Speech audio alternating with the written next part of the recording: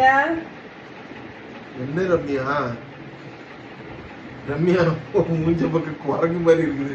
அப்படி க்ளோஸ் அப்ல வைக்காத, மக்கள் பார்த்து பயந்துருவாங்க. எவ்வளவு பௌர்ணமி போன்று இருக்கிறேன். பௌர்ணமி அமாவாசையே பெயிண்ட் எல்லாம் அடிச்சு பௌர்ணமி இது என்ன ஒரிஜினல் கலருங்க.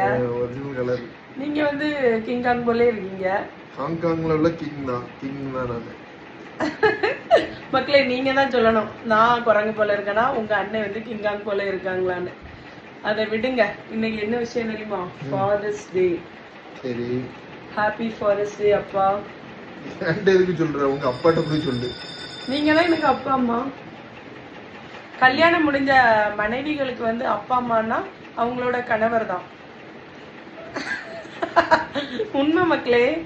கல்யாணத்துக்கு முன்னால பிறந்த வீட்டுல ஒரு அப்பா அம்மா இருப்பாங்க. கல்யாணம் முடிஞ்ச பிறகு நம்ம கணவர் தான் நமக்கு அப்பா அம்மா. அப்படி யாரெல்லாம் சொல்றீங்களோ அவங்க கமெண்ட்ல சொல்லுங்க. இது சொல்வதெல்லாம் போய் மேல வைக்காத கை. சரி, நீங்க ஹாப்பி ஃபாதர்ஸ் டே உங்க அப்பாவுக்கு சொன்னீங்களா? நான் சொல்லிடுறேன்.